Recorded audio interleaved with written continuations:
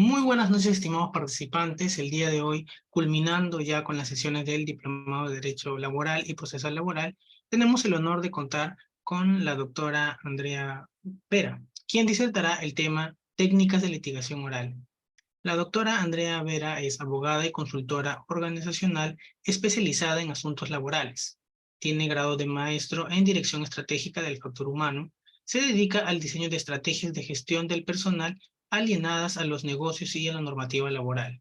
Es docente de legislación laboral en la UPC y en ESAN. Actualmente es directora en Equivalius, donde brinda servicios de consultoría laboral, auditorías, capacitación corporativa, gestión de recursos humanos y solución de controversias. Estimada doctora, le cedemos el uso de la palabra. Hola, muchas gracias.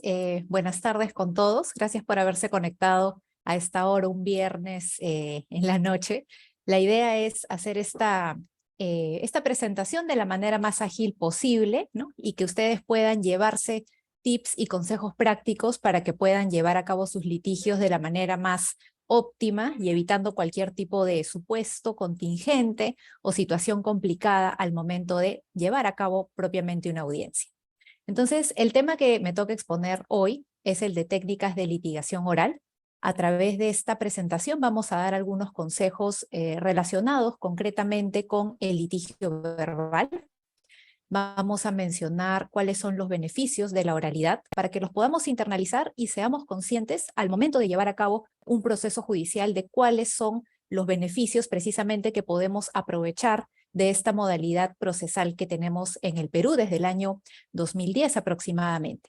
Sabemos también que esto ha sido implementado de manera gradual ya a nivel nacional. En Lima se empezó a hablar de este proceso oral a partir del año 2012, pero bueno, a la fecha ya tenemos vasta experiencia tanto a nivel de litigio como a nivel judicial con este tipo de casos.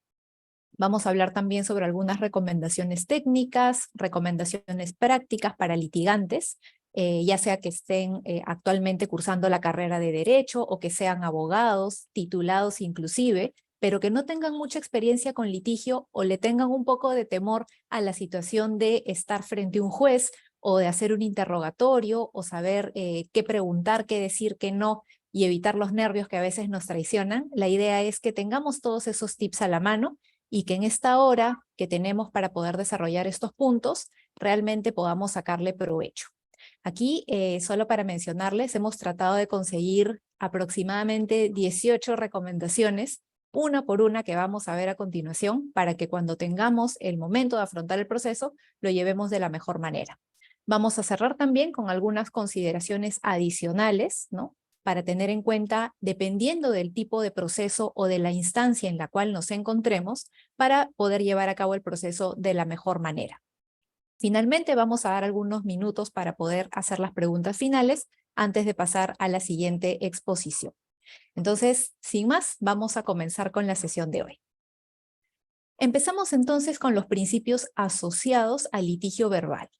La nueva Ley Procesal del Trabajo, primero que nada, hace referencia a varios principios que sí son importantes de tener presente. Entiendo que ustedes ya han tenido un módulo relacionado propiamente a este tema, por lo cual no me voy a explayar, pero sí me voy a centrar en aquellos que tienen que ver concretamente con lo que es un litigio verbal. Tenemos como primer principio al principio de inmediación. Este principio de inmediación procesal nos dice, como premisa básica, que el juez tiene que estar a cargo del proceso. El juez es quien está frente a frente, o en la virtualidad también como lo manejamos a la fecha, con los litigantes y los escucha, les hace preguntas, los visualiza, ¿no? Tiene esa cercanía o ese nexo directamente con las personas para poder lograr una conexión directa con ellos. Entonces, este principio de inmediación va a tener muchísima importancia en estos litigios verbales bajo la nueva Ley Procesal del Trabajo. Segundo principio que nos va a importar para estos efectos es el principio de la oralidad. Prácticamente todo lo que tiene que ver con el litigio verbal se subsume al principio de la oralidad. Básicamente porque a través de este principio se prioriza muchísimo más el debate verbal que los documentos escritos. Entonces tengamos en cuenta que lo que se va a priorizar al momento en el cual nosotros realicemos nuestra exposición, nuestros interrogatorios, que sustentemos nuestras pretensiones o lo que corresponda, siempre va a prevalecer la oralidad. Ojo, eso no significa que cuando nosotros tengamos este tipo de litigios, lo que se puso en el papel no sirve o no cuenta, para nada. Pero sí vamos a tener el rol de, a través de nuestra presentación, lograr convencer al juez de que lo que hemos puesto por escrito es correcto y así es, de acuerdo a nuestra teoría del caso. Entonces, mientras mejor llevemos a cabo esta oralidad en nuestra presentación y respetemos este principio, le saquemos el beneficio y el provecho, nos va a ir también mejor en el resultado, que es la sentencia. Por último, el tercer principio que hemos identificado aquí, que se asocia mucho al litigio verbal, es la celeridad. Precisamente porque gracias a la oralidad y a todo lo que estamos conversando, los procesos judiciales en teoría son más céleres. Y no lo digo porque ya no van a durar 5 años, sino ahora van a durar 3, porque también se ha producido una suerte de cuello de botella un poco en ese sentido, sino que cuando hablamos de celeridad, hablamos de que va a ser mucho más sencillo que, de acuerdo al discurso que nosotros demos o al alegato o al resumen que nosotros le brindemos al juez, vamos a lograr que éste nos pueda escuchar y pueda rápidamente sacar conclusiones, incluso de quién puede ser la parte ganadora en el proceso. Hay que tener presente que a la fecha el proceso laboral permite que hayan ciertos actos, como vamos a ver más adelante, que se concentren, ¿no? De manera tal que pueda ser factible que en un mismo acto el juez emita una sentencia. Entonces, mientras más claro sea nuestro resumen, nuestro argumento y demás, más vamos a promover que este principio de celeridad pueda ser aplicado. Sobre todo también porque a la fecha sabemos que la carga laboral que pueden tener los jueces en general y los magistrados es bastante tediosa, ¿no es cierto? Para ello sí va a ser necesario que nosotros también pongamos un poco de nuestra parte para que, sumados estos 3 principios, podamos sacarle provecho a la oralidad en el proceso judicial laboral. Aparte también hay otros principios que, como les digo, no voy a mencionar, no voy a desarrollar, que son el de concentración, economía procesal y veracidad, pero si bien es cierto que están asociados a esta nueva forma de proceso judicial, estos 3 principios van a resultar claves en lo que respecta al litigio oral meramente. Todos estos principios, incluyendo los 3 que les he mencionado aparte, están por si acaso en el artículo 1 en Romanos del título preliminar de la ley 29497, que es la nueva ley procesal del trabajo. Y le decimos nueva a pesar de que ya tenga más de 10 años en nuestro ordenamiento, porque la norma anterior, la ley 26636, era la ley que ahora se le conoce como antigua ley procesal del trabajo, en donde para nada se priorizaba la oralidad, ¿no? Simplemente es una norma que ya salió de nuestro ordenamiento porque ha sido sustituida por esta nueva ley procesal del trabajo. Entonces, esa es la primera parte en relación con los principios asociados al litigio. Ahora, en lo que respecta a la oralidad, que es algo que vamos a ver a lo largo de toda esta presentación, ¿qué es lo que nos dice la nueva ley procesal del trabajo? Precisamente, hay un artículo 12 que es importantísimo que lo tengamos mapeado, porque gracias a este artículo es que nosotros vamos a poder entender bien cuál es la lógica de esta nueva ley procesal. El artículo 12 nos dice que prevalece la oralidad en los procesos que tienen audiencias. Y aquí, obviamente, hay que distinguir proceso ordinario, proceso abreviado. Hay otros procesos que no tienen audiencias, como los procesos ejecutivos, en donde se discuten temas de AFP, por ejemplo. Pero para estos efectos nos vamos a centrar únicamente en los abreviados y en los ordinarios.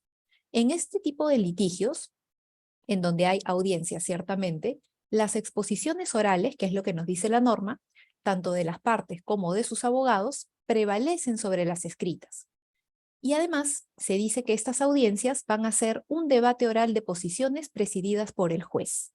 Nos vamos a quedar con esta última idea del tema del debate oral.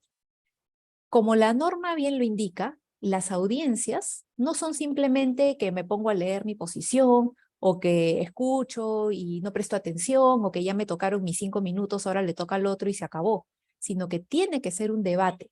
Y este debate se promueve a través de una actuación muy activa por parte de, concretamente, los abogados, porque a veces tenemos que ser conscientes de que las personas que no son abogados, sino están acudiendo, por ejemplo, en representación de la empresa o como demandantes, si fueran propiamente trabajadores o extrabajadores, ¿no? En este caso, ellos van a esperar que el abogado sea quien le indique qué debe hacer, en el buen sentido. No es que le tenga que soplar todo lo que tiene que decir, sino que tiene que orientarlo y decirle, previa preparación, qué es lo que va a tener que decir. Entonces, para llevar a cabo este debate, no va a bastar con que el abogado se sepa todo el contenido, porque también puede darse el caso que, considerando que los jueces son quienes dirigen el proceso, puedan llevar a cabo algún tipo de pregunta directa sobre las partes. Cuando decimos las partes nos referimos concretamente demandante y demandado, ¿no? No a los abogados. Los abogados también pueden ser objeto de interrogatorio, claro que sí. Los jueces normalmente también, cuando ven sobre todo que el proceso no está avanzando con la declaración de las partes, puede pedir ayuda o puede pedir el apoyo de los abogados, pero sí es importante tener este chip que es un debate oral, ¿no? No es simplemente sentarse y está. Aquí también nos quedamos con una parte importante que dice que el juez puede interrogar a las partes, a sus abogados y a terceros participantes. Cuando hablamos de terceros participantes, vamos a hacer ciertamente referencia a los testigos, ¿no? A las personas que sean convocadas por alguno de los sujetos del proceso para que puedan rendir una manifestación con relación a algún hecho controvertido. Si no es un hecho controvertido, entonces el testigo está de más. Lo importante aquí es que el testigo ayude a esclarecer la situación. Seguimos entonces con la presentación. Vamos a hablar sobre los beneficios que tiene la oralidad en el proceso. Primer beneficio, la oralidad permite el contacto directo con el juez. Esto ya lo hemos mencionado a propósito del principio de inmediación, que ojo, es distinto, por si acaso, del principio de inmediatez, ¿no? El principio de inmediatez aplica para lo que tiene que ver con sanciones en lo laboral. El principio de inmediación hace referencia a esta cercanía y presencia del juez en las diligencias. Entonces, gracias a esta oralidad, yo puedo hablar cara a cara con el juez.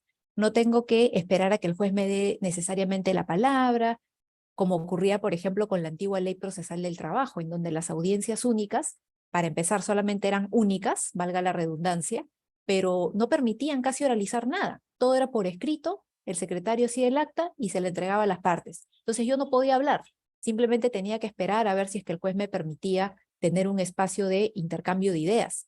Pero ahora, con este proceso laboral nuevamente, a lo que nos referimos es que podemos tener la oportunidad de participar, hablando incluso en la fase conciliatoria, en la fase del juzgamiento, espacio para un alegato, y en la segunda instancia también hay posibilidad de dar un alegato a través de un informe oral, ¿no? Que puede que dure 5 minutos o, dependiendo de la sala que recibe el caso, puede como que reiniciarse lo que es la audiencia de juzgamiento, ¿no? Entonces hemos visto todo tipo de casos, pero de todas maneras lo importante aquí es el contacto directo.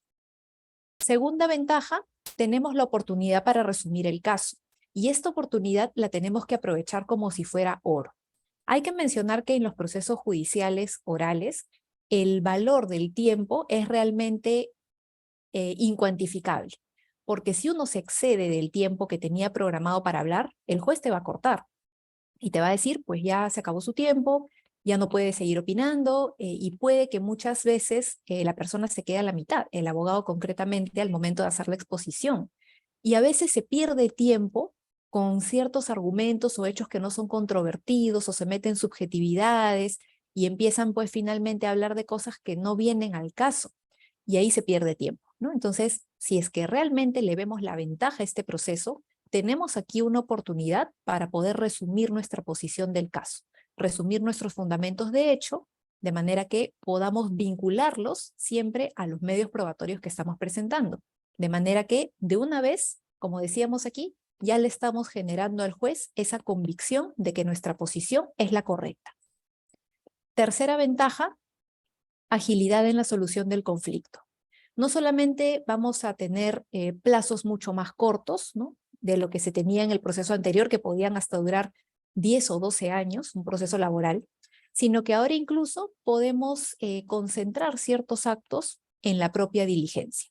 Vamos a ver en breve que cuando hablemos de las audiencias de conciliación, las audiencias de juzgamiento, hay una figura que se llama juzgamiento anticipado, que le permite también a los jueces concentrar la conciliación con el juzgamiento en sí. Eso lo vamos a explicar en breve. Y por último, última ventaja, rol activo del juez, quien dirige el proceso. En cierto modo, también este modelo nuevo que se da con la norma procesal laboral hace que los jueces puedan realmente dirigir el proceso y que no se queden como antes en que o el secretario hace las resoluciones o yo simplemente estoy presente o me estoy durmiendo en la audiencia, porque a veces también pasa eso. En especial a veces en la segunda instancia hemos visto casos en donde los vocales están un poco cansados, ¿no? Entonces, en ese tipo de situación corresponde que nosotros tengamos que activarlos ahí. Pero a la fecha, con este modelo procesal que se tiene, sí es mucho más dinámico el modelo, porque la figura hace que el juez tenga que preguntar, tenga que pasar a la siguiente parte, ¿no? Y que simplemente no se quede esperando a que el secretario, ¿no? O el relator, dependiendo de qué instancia estemos, pues haga todo, ¿no? En síntesis, las ventajas de este proceso laboral van a ser dos características: cercanía y sencillez. Entonces partimos también de esta premisa, tengámosla presente y recordémosla para todo efecto. Ahora sí, vamos a pasar a lo que son las recomendaciones técnicas y prácticas para los litigantes. Cuando hablamos de litigantes, específicamente durante todo este momento, me voy a empezar a centrar en lo que son los abogados, ¿ok? Para que, ya sea como les digo, que todavía no hayan participado en una audiencia, como que ya estén llevando a cabo ciertos procesos judiciales, les va a ayudar muchísimo para que podamos ponerlo en práctica ya. Aquí, para estos efectos, vamos a hablar de las fases de la representación procesal en abogados. Ojo, aquí no me estoy refiriendo a cuáles son las etapas del proceso, ¿no? La etapa postulatoria, probatoria, resolutoria, impugnatoria y ejecutoria. Eso no. Me estoy refiriendo a lo que tiene que hacer un abogado cuando recibe el caso y ya está a punto de iniciar su audiencia, ¿no? Cuando ya está listo para empezar a litigar, ¿qué es lo que tiene que hacer? Primer paso, sonará básico, pero hay que preparar la audiencia. Luego vamos a explayarnos con todos los tips para ello. Y el segundo paso, la segunda fase, se va a dar durante el litigio en las audiencias. Para estos efectos vamos a tener que diferenciar una audiencia de conciliación de una audiencia de juzgamiento. Todas estas dos audiencias se dan en el marco de un proceso ordinario y la audiencia única. En el caso de la audiencia de conciliación, también la perspectiva va a ser distinta porque yo no voy a ir necesariamente con la intención de litigar. Yo voy a estar únicamente presto a negociar con la otra parte, ¿no? Ya sea que sea el abogado del trabajador o el abogado de la empresa, si es un proceso judicial empresarial, ¿no? Y en estos casos, cuando yo inicie propiamente lo que es la conciliación, voy a tener que tener claro una fórmula conciliatoria o la imposibilidad de negociar. Entonces, esta es una audiencia bastante cortita, normalmente no dura más de 15 minutos, pero también, como decíamos, hay la posibilidad de que al tener, por ejemplo, puros medios probatorios documentales, sin que se hayan ofrecido testigos, por ejemplo, el juzgado disponga la continuidad inmediata del proceso y en lugar de fijar fecha para la audiencia de juzgamiento de acá a 3 meses, en esa misma audiencia de conciliación diga juzgamiento anticipado y concentre la audiencia de juzgamiento en la misma audiencia de conciliación. Esto puede tener ventajas o desventajas. Las ventajas van a ser que agilizamos el proceso, ¿no es cierto? Porque yo no me tengo que esperar 4 meses más, 8 meses más, como a veces se da, para que me citen a una audiencia de juzgamiento. Esa es una ventaja, se agiliza todo el trámite. Pero una desventaja, nuevamente, para el caso de abogados, puede ser que yo participe en esta audiencia de conciliación y me confíe que solamente va a haber conciliación. Y como yo no pienso conciliar, ahí se acaba todo, hasta nuevo aviso. Entonces, si es que en ese momento el juez me dice juzgamiento anticipado y yo no he preparado nada, ahí voy a estar en un grave problema. Y no digo en un problema así nomás, sino en un grave problema, porque cuando te pregunten qué sabes del caso y no lo has estudiado, no lo has revisado, no lo preparaste de su momento, vas a, aparte de pasar vergüenza delante de la otra parte o de tu cliente, vas a indisponer el resultado de la sentencia, porque puede que tú tengas toda la razón, puede que tus argumentos sean lo máximo a través de la contestación que has hecho por escrito, pero recordemos, artículo 12 de la ley, prevalece los actos orales versus lo que está escrito. Entonces, puede que el juez diga, vamos a revisar rápidamente la contestación, pero si tú no has preparado lo que vas a decir, ahí puedes generarle una contingencia económica crítica a tu cliente. Por otro lado, tenemos la audiencia única, ¿no? Que habíamos visto que se da en los procesos abreviados. Esos son procesos de menor cuantía. Y en este tipo de audiencias sí sabemos que se van a concentrar tanto conciliación como juzgamiento. Como son procesos de cuantía menor, simplemente todo se hace en un solo acto y son audiencias que suelen durar 1 hora aproximadamente, si es que incluimos la parte de conciliación con el juzgamiento. En los casos de los procesos más complejos, como los procesos ordinarios, porque tienen más pretensiones, tienen cuantías más altas, hay mucho más hechos controvertidos, normalmente sí, incluso se sugiere separarlas, ¿no? Una conciliación y aparte, para que se prepare bien también la información, una audiencia de juzgamiento. Y este tema a veces puede ser un poco complejo porque los abogados de la otra parte recién toman conocimiento de la contestación en la misma audiencia. Entonces ahí, por ejemplo, ¿qué se puede hacer como para no llegar en ese momento y que te hagan juzgamiento anticipado y que tengas que leer en 2 minutos la contestación de la otra parte? Porque a veces ni tiempo dan los jueces. En ese caso, va a ser recomendable que se pueda revisar el expediente a través del expediente judicial electrónico. Y aquí eso es un dato interesante, porque si, por ejemplo, yo meto hoy día un escrito a través de mesa de partes virtual, el solo hecho de ingresarlo a través de este sistema ya hace que el expediente esté agregado con el escrito que yo acabo de presentar. Entonces, si yo hago eso, ya la otra parte puede revisarlo. Con lo cual siempre es bueno que antes de la audiencia de conciliación, por más que no me hayan notificado en mi casilla con la contestación de la demanda, yo vaya y revise el expediente judicial electrónico para poder estar preparada si es que me hacen juzgamiento anticipado y ya pueda incluso de antemano pensar en desvirtuar lo que va a decir la otra parte. ¿Ok? Bueno, vamos a continuar con algunas recomendaciones ya específicas, fase por fase. En la primera fase habíamos visto que lo que tenemos que hacer como abogados diligentes precisamente es preparar la audiencia, ¿no? Recomendación número 1, estudie el caso. Si uno se va a dedicar a asumir el patrocinio laboral, como se dice, ¿no? De alguna empresa o de algún trabajador, lo que fuere, tiene que estudiar el caso como si fuera su examen universitario, a ese nivel de, bueno, quizás no tanto en la parte teórica, pero también es importante, pero ese nivel de conocimiento. ¿Se acuerdan aquellos que, bueno, ya están titulados y que han hecho algún tipo de expediente, que se sabían el nombre del demandante, la fecha, el documento, en qué página está, por qué se presentó, por qué no? Igualito. Si no, la recomendación va a ser, pues no asumas el proceso, porque sí tiene una carga demandante muy fuerte. El primer consejo es estudiar el caso. Si el abogado no conoce, entonces, ¿de qué estamos hablando? Una vez nos pasó en un proceso que el abogado no conocía ni siquiera el nombre del trabajador y a cada rato lo mencionaba con otro nombre. Y el trabajador estaba ahí, ponía unas caras como diciendo, no es posible que mi abogado no sepa mi nombre, ¿no? Entonces, a ese nivel no podemos llegar.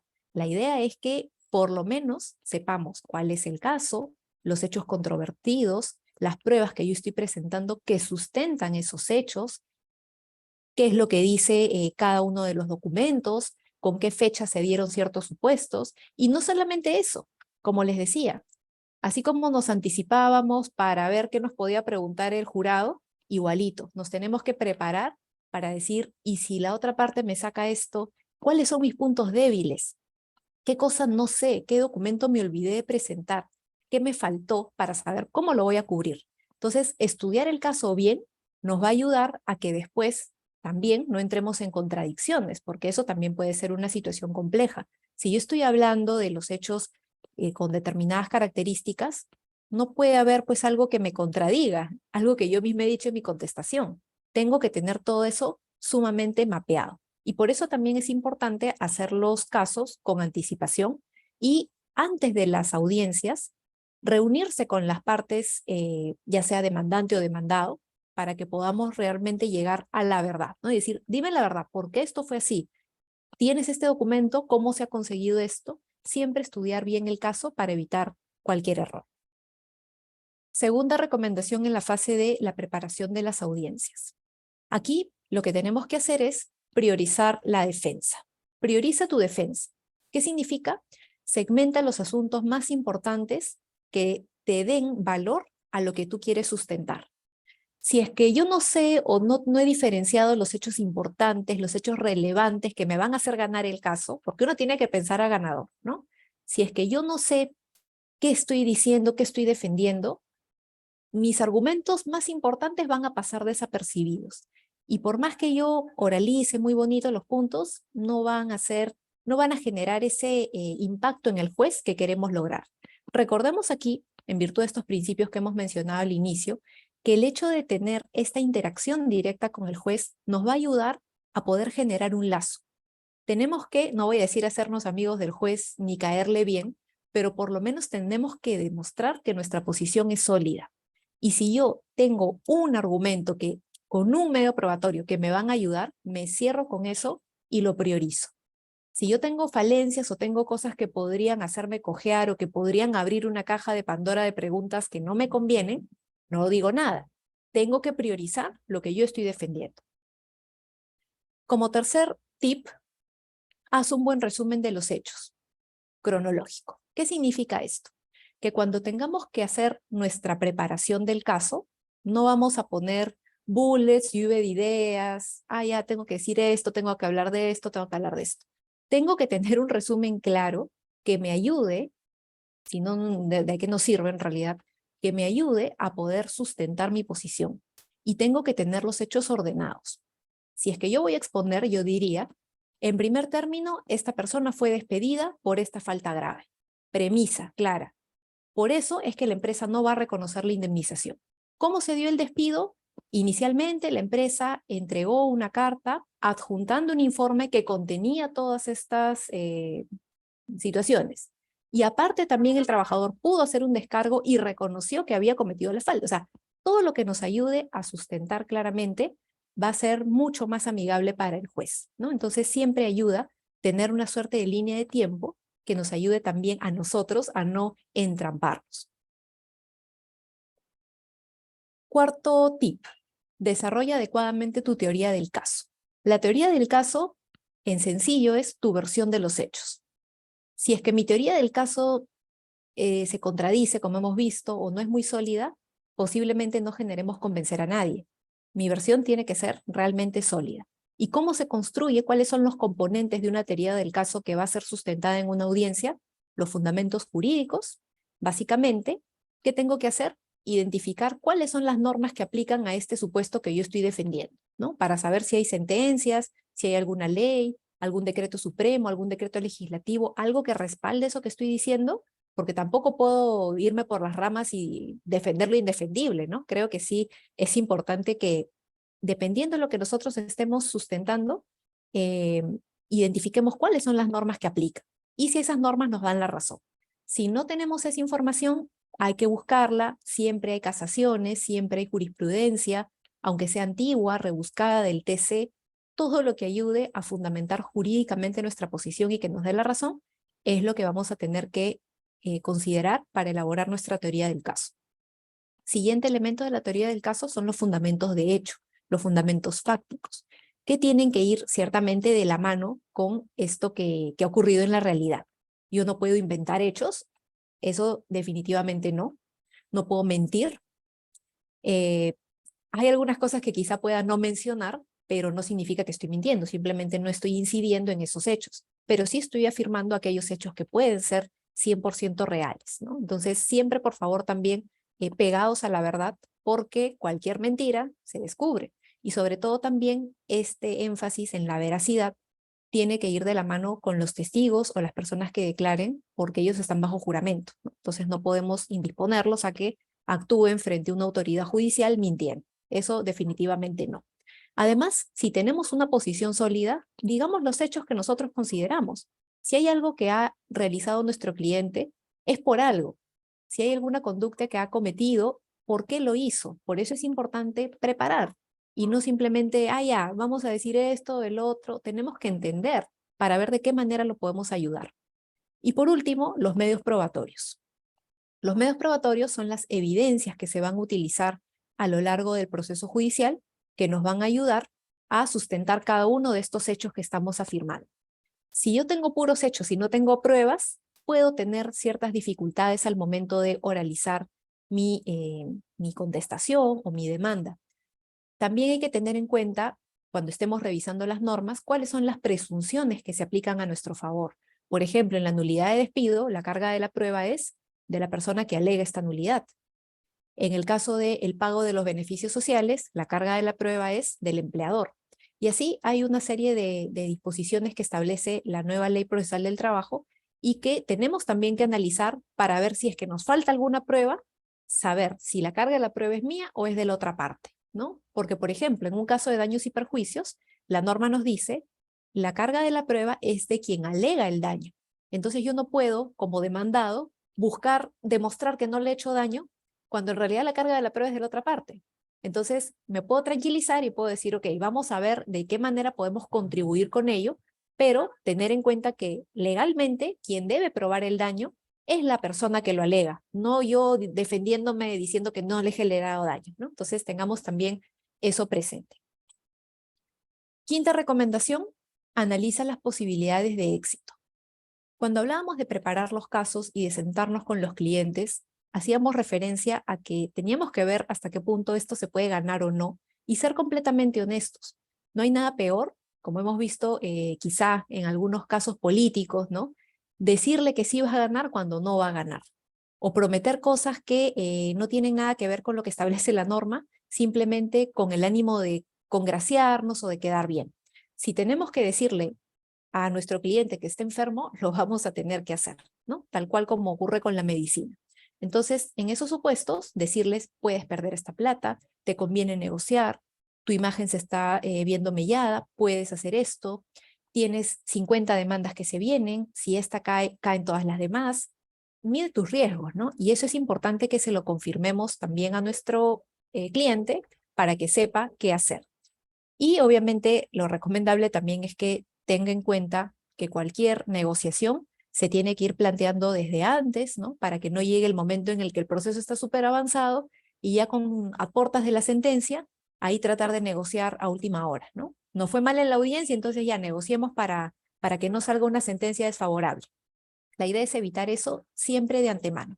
Recordemos que todavía seguimos en la fase previa, todavía no hemos entrado a la audiencia. Entonces, todas estas consideraciones sí es importante tenerlas mapeadas para que llegado el momento de litigar, todo nos salga bien. O en la medida de lo posible, lo mejor que se pueda.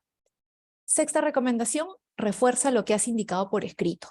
Habíamos visto, mencionábamos que el tiempo es fundamental en las audiencias. El tiempo nos gana. Y no hay nada peor que quedarte con las ganas de decirlo justo tus ideas centrales y el juez te corta, te dice, bueno, lo siento, ya accedió. Y aparte, como les digo, de quedar mal frente a todas las personas presentes en la audiencia, porque parece que no has preparado el caso, parece que no lo has estudiado, parece que no le has dado la importancia a las ideas que sí tenías que priorizar. Eso también degrada la imagen del abogado. Entonces, siempre prioricemos y reforcemos, utilizando esos espacios que tenemos en cada audiencia, lo que hemos mencionado en la contestación. Siempre tener y aprovechar que ahorita la mayoría de audiencias siguen siendo virtuales para poder tener nuestro expediente judicial electrónico descargado. Todos lo podemos descargar desde la casilla electrónica, desde el SINOE, se puede bajar sin problema. Entonces, tener todo eso bien para que, si es que hay alguna consulta, la tengamos también a la mano. Ahora sí, una vez que estemos ya en una audiencia, ya estamos frente a frente, recordemos que tenemos que seguir los siguientes consejos. Primero, bueno, séptimo, continuando con todo esto, habla claro. No hay nada peor que decir, buenos días, mi nombre es Andrea Vera, vengo en representación del... No, eso se tiene que evitar.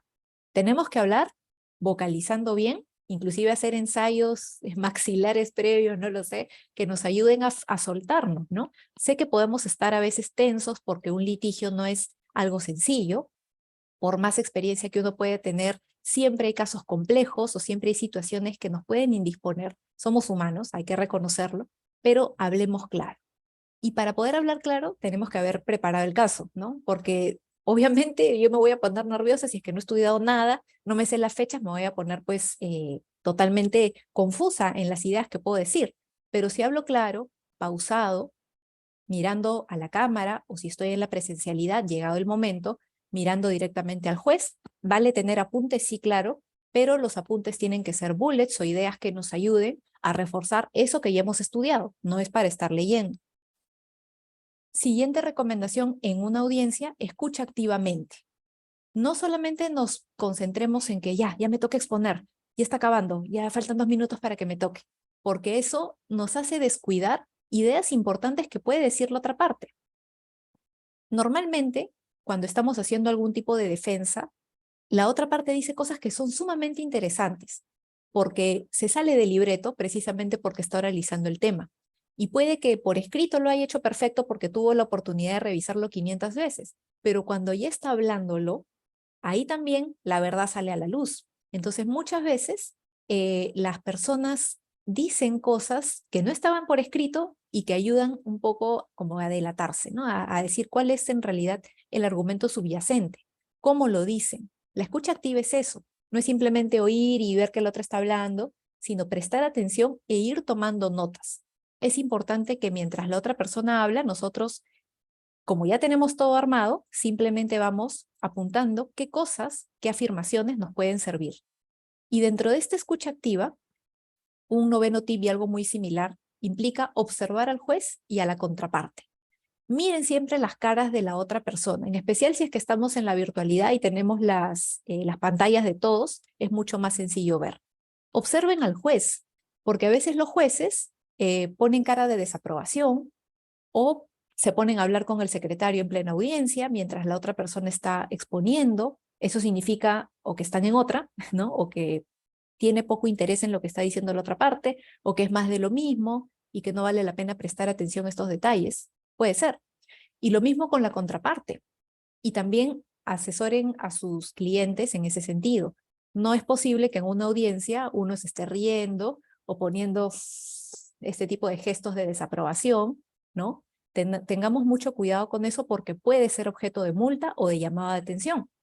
A veces cuando uno está hablando y la otra parte pues hace una cara, el juez puede parar la audiencia y decir, señor, por favor, deje de hacer ese tipo de gestos que la otra parte está hablando.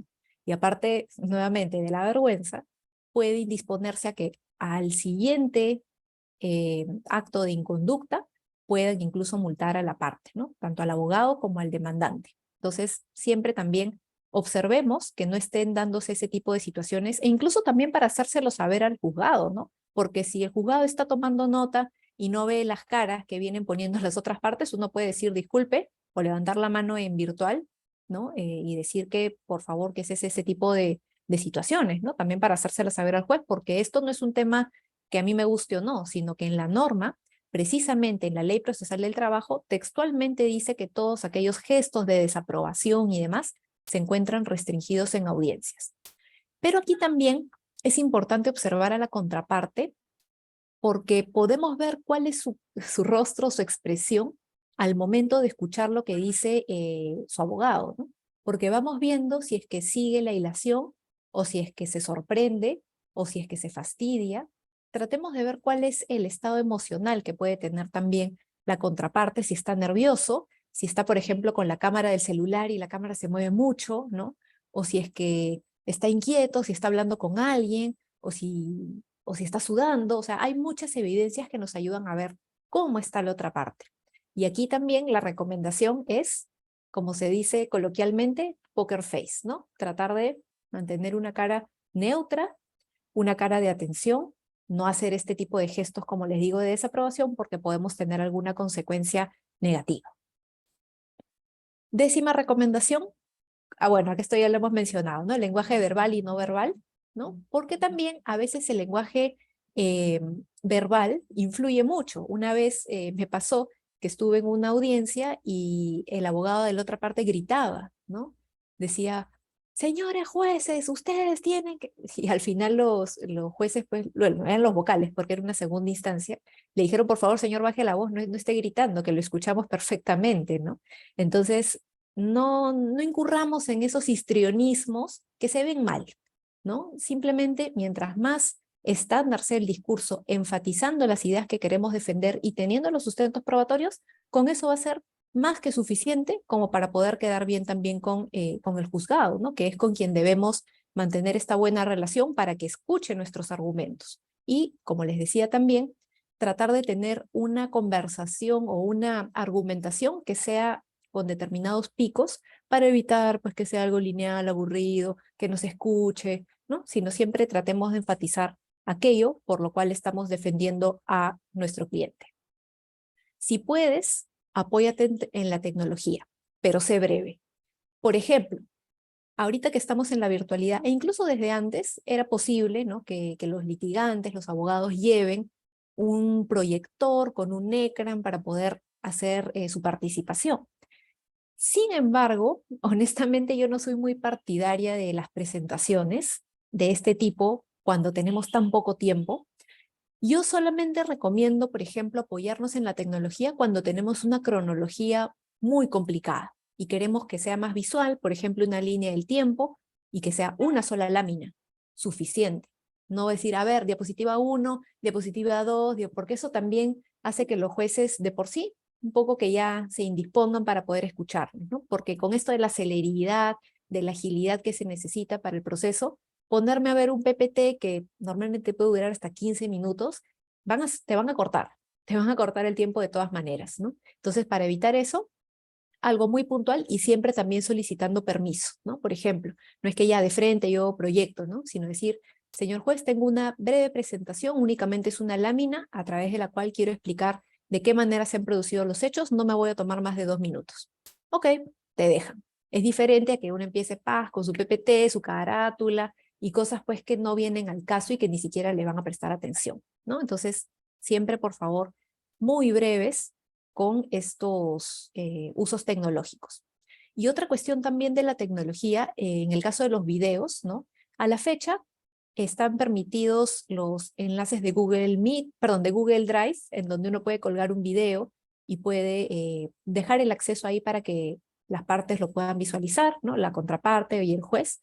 Y eso también ayuda mucho a agilizar, ¿no? De manera que uno dice, señor juez, he dejado un video en la contestación, en el minuto 51.5 se aprecia justo lo que estoy diciendo en este momento. Entonces ahí el juez te escucha y anota 51.5 y ya no se ve todo el video, sino únicamente eso que tú le estás diciendo.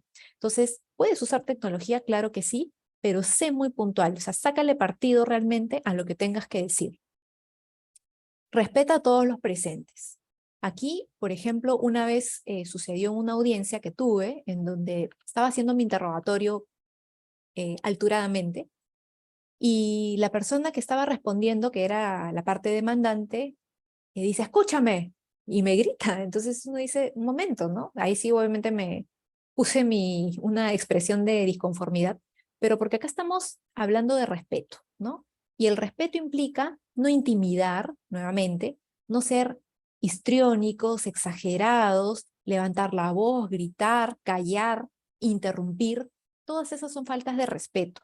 Y como les hemos dicho, el juez conduce el proceso y el juez está viendo todo. El juez es quien tiene que resolver y si tú te pones pico a pico, también como se dice coloquialmente, con la otra parte, no vas a llegar a nada positivo y más bien te puedes ganar una multa. Entonces, siempre el respeto, uno siempre tiene que quedar adecuadamente, tiene que tener un discurso súper alturado, sin criticar, sin hacer subjetividades. Una vez también me pasó yo era mucho más joven, ¿no? Vamos a decirlo así. Yo tenía, vamos a poner unos 27 años aproximadamente, y bueno, estaba obviamente en mis primeros litigios, ¿no? Y me toca una contraparte en donde el abogado me ve joven, ¿no? Porque en esa época era, era joven, y me dice, no sé hasta qué punto esta señorita sepa lo que ha pasado en la empresa, pero por su edad, por lo visto, no tiene mucho conocimiento del caso. Eso le dijo al juez, ¿no? Entonces uno dice, ahí obviamente objeté y dije, señor juez, o sea, ¿cómo me va a decir eso si estamos hablando aquí de hechos controvertidos? No tiene por qué traer a colación situaciones subjetivas, porque además sí conocía lo que había ocurrido en la empresa, ¿no? Pero esos ataques a la otra parte, por más que no nos gusten, no me cae bien, yo tengo la razón, me están demandando por demandar, siempre por favor, alturadamente, demos un paso al costado y que sea el juez quien haga el llamado de atención del caso. Nosotros o a nosotros no nos corresponde tener este tipo de situación en plena audiencia. Luego, seguimos con los tips. Prepara tus testigos. En estos casos, los testigos son personas que nos van a ayudar. Bueno, acá ya estamos en la fase de interrogatorio, pero dentro de la audiencia, ¿no? Los testigos son personas que nos van a ayudar a sustentar nuestra posición y a reafirmar lo que hemos propuesto en nuestra teoría del caso. Si los medios probatorios son insuficientes y necesitamos que alguien nos ayude contando los hechos para saber cómo fueron, cuál es el punto de vista de lo que has percibido, necesitamos testigos. Y a los testigos hay que prepararlos. No es que nunca hablé con el testigo y lo mando directo al ruedo del juicio, ¿no? Sino que yo tengo que hablar, decirle yo te voy a hacer estas preguntas, tendrías que responderlas nuevamente con la verdad, te van a hacer tomar juramento, y es posible también que al final de mi interrogatorio el abogado de la contraparte te interrogue a ti también, ¿no? Entonces ten cuidado con esto, responde solo la pregunta, no te explayes, etcétera, ¿no? Dependiendo de lo que estemos también sustentando. Pero eso, no es cuestión de, ya traje 5 testigos, sino que tienen que ser útiles para nuestra causa. Y también obviamente estar preparados, porque también he visto casos en donde los testigos juegan en contra, ¿no? Y, por ejemplo, pues dicen algo que no tiene nada que ver o que más bien no nos da la razón, sino le da la razón a la otra parte, ¿no? Entonces, los testigos pueden ser claves para resolver este tipo de casos, ¿no?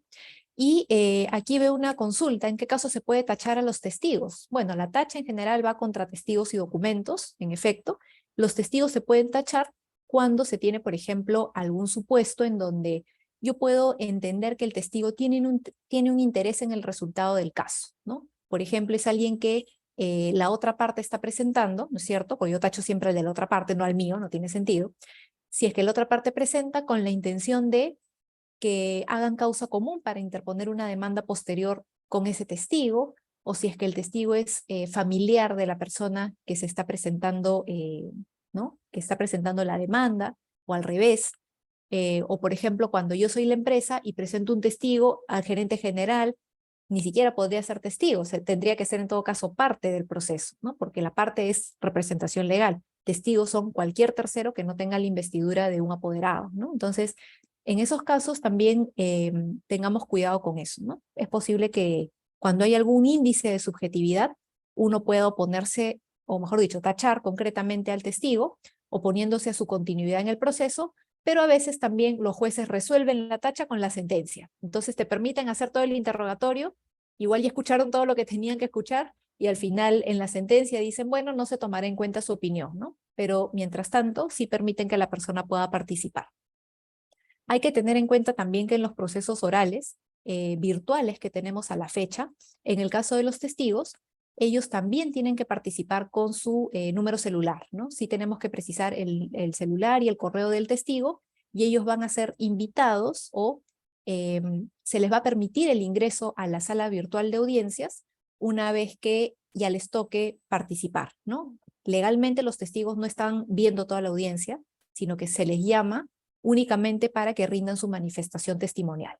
Eso también hay que tenerlo en cuenta, porque a veces uno hace incorporar a los testigos, pero después no se les puede permitir porque ya vieron todo el desarrollo de la audiencia, ¿no? Entonces, al inicio normalmente es que si se verifica que ya entra un testigo a la sala, lo sacan y le dicen, por favor, hasta nuevo aviso. Otra recomendación en interrogatorios, realiza un interrogatorio ágil, porque si las preguntas son vagas o son aburridas, en el sentido de que son lineales, no estamos llegando a nada, le estoy dando vueltas al asunto, el juez te va a parar y va a decir, por favor, ¿tiene alguna pregunta que sea relevante para la resolución del caso?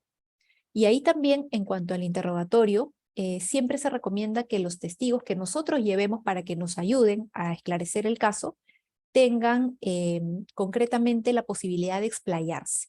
Y esto tiene que ver con la recomendación que vemos aquí. Realiza preguntas abiertas a los testigos. Una pregunta abierta, por ejemplo, es, ¿cómo se dio su despido o el despido de tal persona, ¿no? ¿Por qué considera esta situación? O sea, que hablen y que se explayen. ¿Qué estaba haciendo usted en este momento? De manera que las personas puedan narrar, que no sean preguntas de sí o no, porque esas preguntas de sí o no no ayudan mucho, y más bien inclusive puede que sean preguntas un poco sugestivas en cierto caso, ¿no? Que no permitan que la persona pueda justificar el porqué de su respuesta. Y lo que piden los jueces es testigos que aporten, no testigos que digan sí, no, sí, se acabó el interrogatorio, ¿no? Entonces siempre es bueno que las preguntas sean lo más abiertas posibles y que sean sobre hechos controvertidos que, por ejemplo, no estén documentados, porque si está en el documento, ya ¿para qué llevas al testigo, no? No serviría de mucho. Pero si quieres ratificar algo realmente o quieres cubrir algún hecho vacío que haya quedado un poco sin documento de sustento, puedes utilizar esta figura del testigo.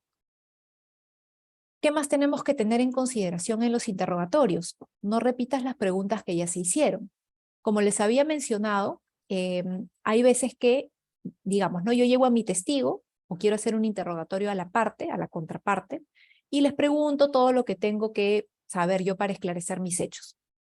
Y muchas veces el juzgado dice, ok, el abogado de la otra parte quiere hacerle también preguntas a este testigo que ha sido ofrecido por la contraparte, y dicen sí, y como no han preparado su interrogatorio, empiezan a preguntar lo mismo, y seguimos en lo mismo, y ahí es donde los jueces también se indisponen y dicen, finalmente no está aportando realmente con el valor que se necesita, ¿no?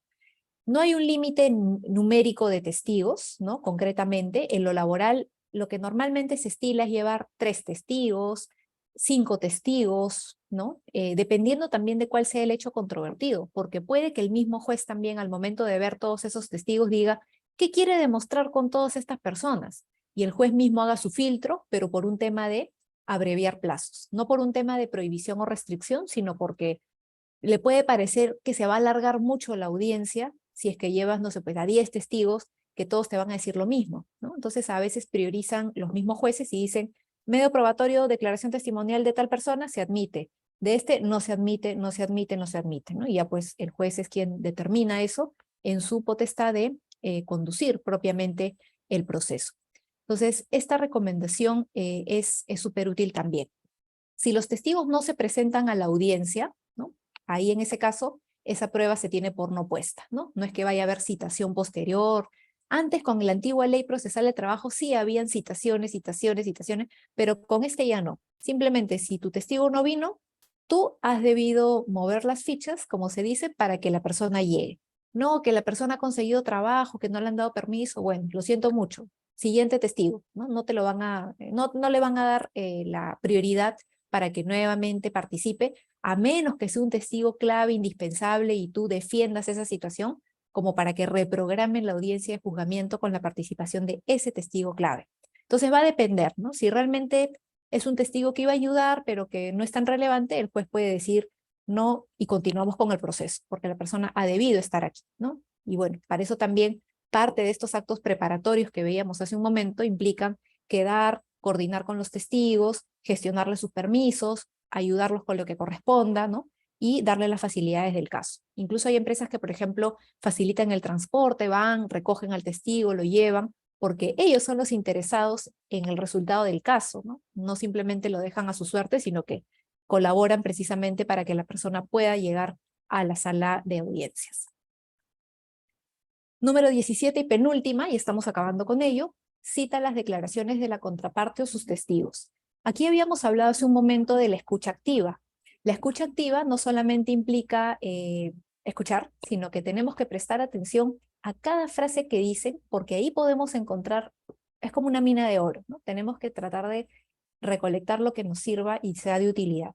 Entonces, si yo escucho que la persona dice, el despido fue de esta manera, pero me dijeron esto, pero yo acepté. Ajá, yo acepté, dijo. Pero, no, pero al final me desistí, etcétera. Perfecto. Cuando te toque hacer los alegatos de cierre, decir, hace un momento la persona ha reconocido expresamente que aceptó. Entonces, para que al juez le quede claro y esa declaración no quede en el aire, sino que lo puedas usar a tu favor. Y como todo se graba en audio y video, si el juez quiere corroborar si eso era verdad, pues ya se va a centrar en ese punto específico. Entonces, utiliza tu escucha activa para poder tomar estos argumentos que puedan ser de utilidad para ti. Número 18, y por último, realiza preguntas a la contraparte que te den la razón, ¿no? Esto ya lo hemos mencionado, pero sí es importante que preparemos bien el interrogatorio que vayamos a presentar Antes, con la antigua ley, uno tenía que presentar el pliego interrogatorio para que el juez lo lea el día de la audiencia. Ahora ya no es así. Ahora uno simplemente ofrece como medio probatorio la declaración de parte, la declaración testimonial que deberá rendir tal persona con DNI tal. Punto. Entonces, eso nos ayuda a que podamos preparar con tiempo. Si es que se nos ocurre una pregunta durante la audiencia, también le incorporamos algo que nos ayude. Veo que el proceso se está yendo por aquí y no por acá, entonces voy a preguntar sobre esto, o veo que están hablando de temas que no tienen nada que ver, voy a insistir en esto. Entonces, esto es parte de la escucha activa y también de esta recomendación, ¿no? Realiza preguntas en cosas que te ayuden, no preguntes, ¿y cuánto tiempo tiene laborando en la empresa? Si eso está en la liquidación y ya está firmado por todos, ¿no? Entonces, preguntemos cosas que realmente nos puedan ayudar. Consideraciones adicionales, ya que van a ser las 7, seguimos avanzando con estos puntos. Aquí quería ya explayarme un poquito más en la naturaleza de las audiencias y estas recomendaciones ya asociadas a cada caso en concreto. La audiencia de conciliación está regulada en el artículo 43 de la nueva Ley Procesal del Trabajo. ¿Y cómo empieza una audiencia de este tipo? Si es que vamos a tener nuestro primer juicio. Va a empezar con la acreditación de las partes. Eso significa que tenemos que tener claramente establecido quiénes somos. Por más que suene irrisorio, hay algunos supuestos en donde la persona dice, este es mi nombre, y el juez está ya, su DNI, este es mi DNI, ya, y su domicilio, mi domicilio. Entonces eso también evidencia que no ha habido preparación o asesoría del abogado, ¿no? Al momento pues de tener esa situación, al momento de presentarse, ¿no? Concretamente. Entonces la acreditación de las partes es fundamental y es importante también tener claros todos esos puntos, todos esos temas que nosotros vayamos a mencionar. En el caso de las empresas, tenemos que saber nombre del apoderado, DNI del apoderado, razón social y domicilio físico de la empresa. Y el abogado va a tener que decir su nombre, su colegiatura y la casilla electrónica. En ese orden siempre. Tenerlo así con bullets, si se nos olvida, nos vamos a poner tensos porque es la primera audiencia, vemos nuestras anotaciones, pero ya sabemos que eso tiene que estar debidamente preparado porque lo van a preguntar de todos modos. ¿Qué más tenemos en una audiencia de conciliación? La posibilidad de hacer una negociación con la parte demandante, ¿no? O con si es que somos los demandados concretamente. Esa es una posibilidad, pero también está el otro supuesto, en donde no haya ninguna posibilidad de negociación, ¿no? Yo ya sé que yo tengo la razón, hemos pagado estas cosas y acá me están demandando por cosas que yo ya pagué. Yo no voy a negociar. Entonces tengo que tener también claro que no voy a negociar e ir de manera asertiva, ¿no? A decir, señor juez, nosotros no vamos a negociar debido a que, y siempre mencionar el por qué. Sé que eso no es obligatorio, pero siempre es recomendable que el juez sepa cuál es tu posición, ¿no? Porque todavía no ha revisado la contestación de la demanda. El juez tiene que saber más o menos por dónde vas, ¿no? Entonces decir, no voy a negociar porque ya se le pagó y acá están demandando doble todos los beneficios que se le pagaron con fecha 10 de abril. Entonces ahí incluso el juez dice, señor, ¿usted ya le han pagado? Y si el trabajador no dice, sí, sí me pagaron, pero es que la demanda la puse antes, bueno, entonces podría decir juzgamiento anticipado y sale la sentencia, inclusive. Entonces hay que explayarnos un poquito explicando el porqué de los motivos, ¿no? Por los cuales no vamos a negociar en caso así sea. Y siempre, como les digo, posible juzgamiento anticipado. Esta es una posibilidad. Y es una posibilidad que se da, recordemos, cuando no tenemos testigos propiamente que estén siendo ofrecidos, sino cuando tenemos únicamente medios probatorios documentales. Entonces, en esos casos, el juez dice, ok, como esto yo lo voy a poder revisar después, de frente, alegatos de cierre, ¿no? Entonces, en esos casos, se actúan los medios probatorios y mandan a las partes a que haga cada uno su alegato de cierre. Entonces, la contestación, todo eso ya no lo van a poder oralizar porque no hay tiempo. Estamos en juzgamiento anticipado y eso implica que únicamente se actúen las pruebas y se hagan los alegatos de cierre. Y nos dan 3 a 5 minutos para ello, con lo cual también tenemos que sacarle partido de la mejor manera posible al tiempo que se nos asigne.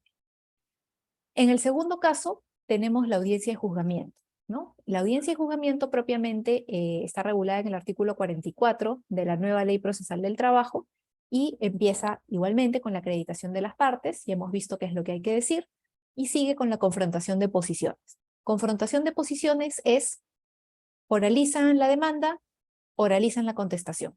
Esa es básicamente la confrontación. Se le da un espacio de tiempo de 5 o máximo 10 minutos a cada parte para que puedan expresar los principales fundamentos de hecho, sustenten su teoría del caso y eventualmente, no se recomienda hacer al inicio, sino en la parte de actuación probatoria, pero eventualmente mencionar 1 o 2 medios probatorios que van a ser citados más adelante. Incluso aquí una recomendación al momento de hacer la confrontación de posiciones, es decir, los hechos fueron tal, tal, tal, y como se podrá ver en la etapa de actuación probatoria, tenemos este medio probatorio que va a ser importante para esclarecer lo que estamos afirmando. Suficiente. Entonces ahí ya sembraste un poco la idea de que hay un medio probatorio que tienen que revisar. Porque si te pones a decir, hay el medio probatorio 1, medio probatorio 2, te van a decir no. En este momento no es la etapa probatoria. En este momento oraliza tus hechos y ya está, ¿no? Confronta tu posición con la otra, pero no te centres en los medios probatorios porque eso ya va a venir después. Y en efecto, viene después con la actuación probatoria, luego siguen los interrogatorios, ¿no? También, o mejor dicho, la actuación probatoria inicia con los interrogatorios, pero todo forma parte de un gran momento, ¿no? Que es el espacio en donde el juez analiza las evidencias. Y se cierra, valga la redundancia, con alegatos de cierre. Estos alegatos de cierre es recomendable que se vayan un poco redactando sobre la marcha, porque hay veces también que uno prepara, por proactivo, prepara sus alegatos de cierre incluso antes de que se lleve a cabo la audiencia, ¿no? Y está bien tener claro lo que vamos a decir para cerrar con nuestras ideas, pero es importante también que en este proceso de escucha activa consideremos qué más podemos agregar en nuestros alegatos de cierre que nos refuerce la posición y en especial aquellas frases que han dicho las otras partes que nos ayuden a reforzar lo que estamos diciendo, ¿no? Por último, tenemos el caso de la audiencia única, que es para aquellos procesos abreviados y en donde se concentra lo que es la audiencia de conciliación y juzgamiento, ¿no? Esta audiencia única está regulada también en la nueva Ley Procesal del Trabajo, artículo 49, y incluye todo esto que hemos mencionado ya vinculado al juzgamiento, ¿no? Solo que todo se concentra en una sola etapa. Incluso también hay casos en donde, por ejemplo, ya sea en la audiencia única o en la audiencia de juzgamiento, se resuelve alguna situación con la cual no estamos de acuerdo y nosotros tenemos que decir en la audiencia y que quede grabado en audio y video que no estamos de acuerdo y que vamos a impugnar esa decisión procesal. Es importante hacerlo porque si después nosotros queremos apelarlo, nos va a faltar un requisito que es haberlo dicho expresamente en la audiencia. Si hay algo que yo quiero impugnar, por ejemplo, que me hayan tachado algún testigo y que lo hayan resuelto ahí en la misma audiencia, y yo no estoy de acuerdo, digo, señor juez, en los 3 días siguientes yo voy a presentar un recurso de apelación de auto por esta decisión que usted ha tomado, porque no estoy de acuerdo. Perfecto, pero queda grabado, ¿ok? Entonces no nos olvidemos de eso, porque si no lo hacemos en la audiencia, después puede que no nos admitan el argumento que vamos a mencionar. Tenemos aquí unas preguntas como para ir avanzando. ¿Se puede impugnar el acta de conciliación? Depende, ¿no? Porque en realidad normalmente las actas de conciliación obedecen a acuerdos que se han tomado en cuenta por las partes, con lo cual tendría que haber algún tipo de nulidad, por ejemplo, para que pueda ser impugnable. Normalmente las actas de conciliación ya representan los acuerdos que tienen las partes, a menos que haya, por ejemplo, un hecho que no haya sido incluido, ¿no? Por ejemplo, alguna situación o que se diga esto se va a pagar en 6 meses y que el acta de conciliación diga que se va a pagar en 1 mes, ¿no? O sea, ese tipo de situaciones también hay que tener cuidado. ¿Qué sucede si uno de los testigos tiene algún tipo de vínculo con el juez? Ahí uno puede también tacharlo por un tema de falta de imparcialidad. ¿En qué momento recomiendo utilizar los fundamentos de derecho? En los alegatos. En los alegatos de cierre es donde ya nosotros hacemos un breve resumen de los medios probatorios y también de los fundamentos jurídicos, ¿no? Por ejemplo, queremos cerrar y decimos, de acuerdo con la casación número tal, por decir, este tipo de, por ejemplo, no procede la reposición del personal de confianza, ¿no? Entonces, así estamos haciendo referencia a que todo lo que hemos dicho se aterriza con estos fundamentos jurídicos, ¿no? Entonces es posible hacerlo en ese momento. Recomendaciones dice ahí para audiencias virtuales. Sabemos que a la fecha seguimos pues en la virtualidad, hay varias resoluciones administrativas del Poder Judicial que prolongan, ¿no?, la posibilidad de llevar a cabo las audiencias bajo esta modalidad. Recomendaciones concretas y puntuales: ensaya días antes frente a la pantalla.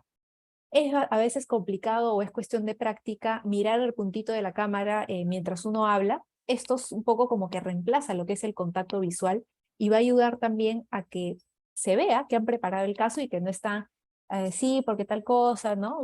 O que estén leyendo y que se vea que no ven, ¿no? O sea, no se puede ver falta de preparación. Eso es importantísimo para la imagen que damos ante el juez y ante nuestro cliente, ¿no es cierto? Entonces siempre hay que ensayar frente a la pantalla, inclusive si tenemos unos bullets, los ponemos en un Word para nosotros a la interna y ensayamos cómo vamos a hacer el cambio de pantalla para no perder la pantalla donde están los jueces y las personas conectadas y poder hacer ese switch sin ningún problema, ¿no? Entonces es recomendable ensayar también para ver de qué manera vamos a proceder.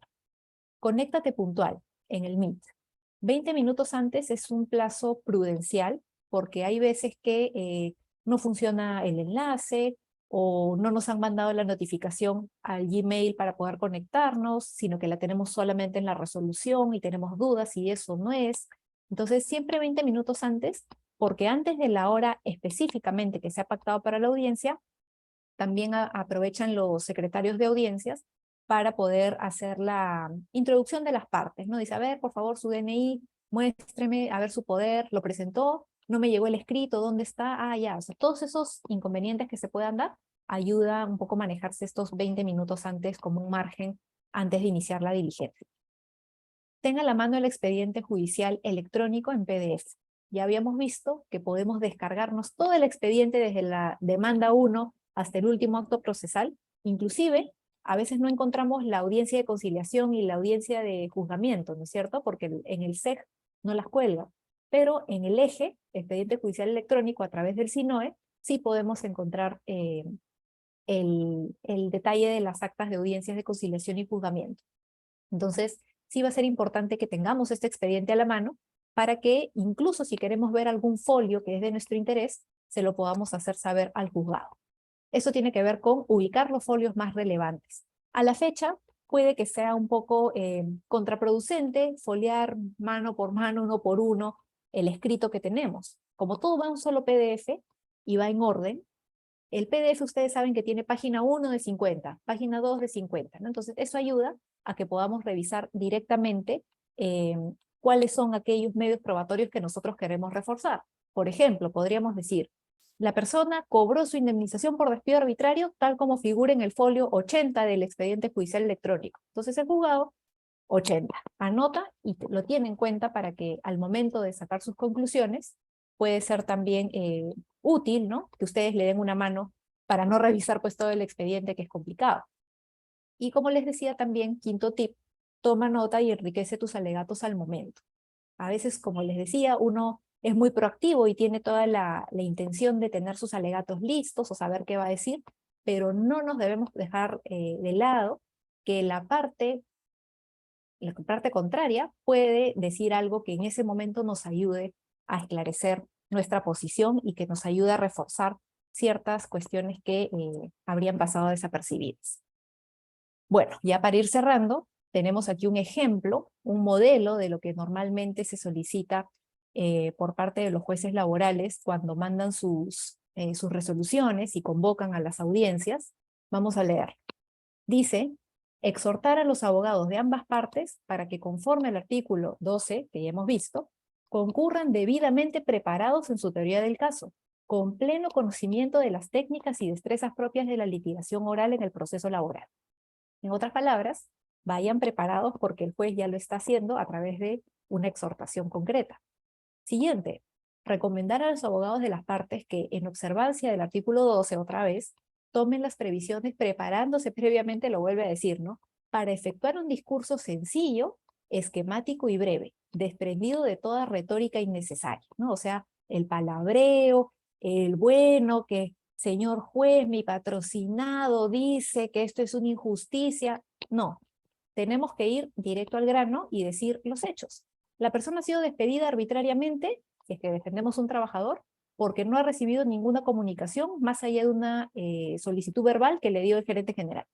Directo, no tenemos que explayarnos mucho.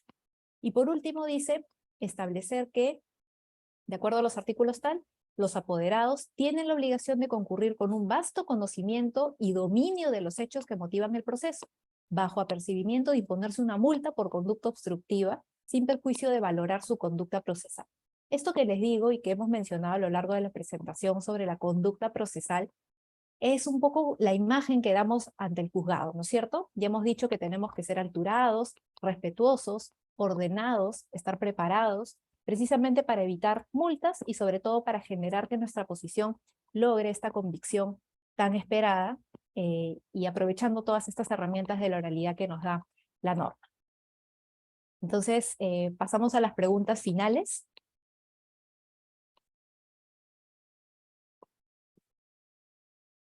Y hemos respondido varias de todas maneras, pero no sé si es que hay alguna adicional.